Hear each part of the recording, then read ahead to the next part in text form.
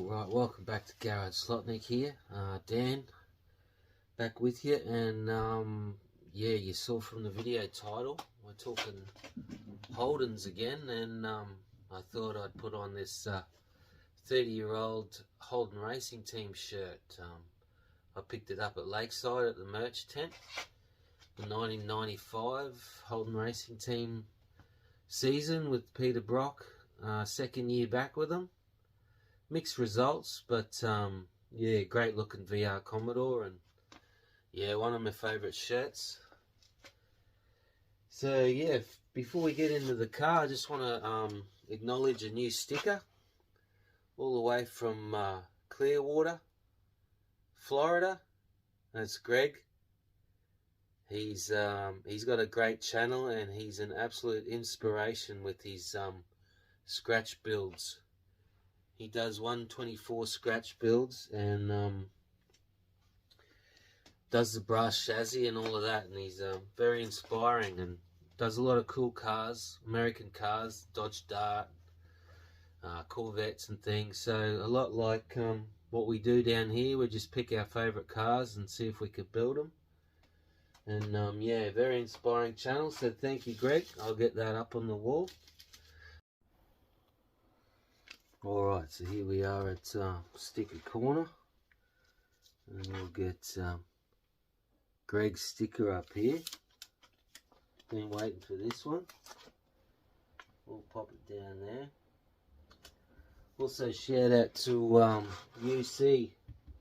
He mentioned my sticker a couple of videos ago now. I haven't done one since then, so thanks for the shout out, mate. And also Dave's Slot Car Asylum.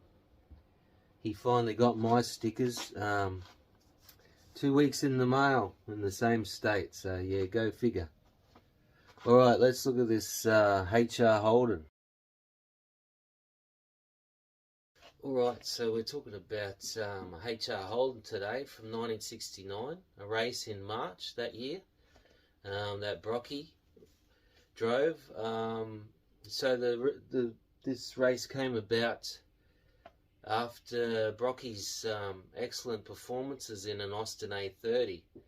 There was a Holden dealership called Watson's of Greenborough, so somewhere down there in Melbourne, near the Diamond Valley Speed Shop that Brocky used to hang around, and I think got all the parts for his Austin A30 and things there. So they had a HR Holden sitting at the dealership they couldn't sell, so as a way of hopefully selling the car, they got Brocky on board. Got some decals on it, some bigger tyres, some brake scoops, and entered it into this race. And Brocky was the first Holden home. Put in a great performance. Came third behind Alan Brown's Porsche and a Mini, of all things. But if anyone's, I know a lot of you guys are familiar with Winton, especially DG. He was there a few weeks ago. I love Winton, the track. It's a real grassroots circuit, classic Australian motor racing circuit, but it's very tight and twisty, and smaller cars have always done well there. BMW M3s did great there in the touring car era. So yeah, the car in question is this HR. I've done it in metallic blue. Now there's not a lot of photos of this car being a one-off race, and one of the photos is actually black and white. But there is a die-cast Bianchi model of this car, so it was done in a very dark metallic blue, but from the photos I saw, I didn't think it was as dark in real life, so I added some white to the paint. And yeah, so 3D printed body from MBS, and it's mounted on a Pioneer chassis once again, and we've got the Pioneer Steelies So yeah, a couple of pictures on screen now. The actual car, and yeah, it's turned out pretty tough. I had a few problems with this model, of course. Took a little while longer. I was on the phone one day and I was just checking my paint job from the day before, and I actually dropped it and snapped the back off it, so it's had a full repair on the rear end, but I've managed to mask up those sort of issues. So she looks good again, but yeah, I'm pretty paranoid about dropping it again. So yeah, the strength of Brocky's drive, 3rd place, first Holden home, earned him the drive in Bathurst that year. And there's a car that I've already done, the Monaro, and he got I think he got 3rd again, or was it 4th? I've forgotten. It was 3rd. So yeah, 2 cars from '69.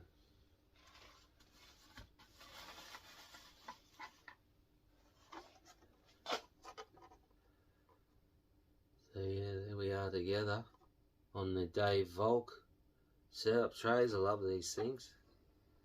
Best way to display your car. Yes, I had a wild idea that since I've done those two, I need to do an A30 now, and I thought if anyone does a 3D printed body of an A30, I'd scale it up and put it on a Pioneer Legends chassis.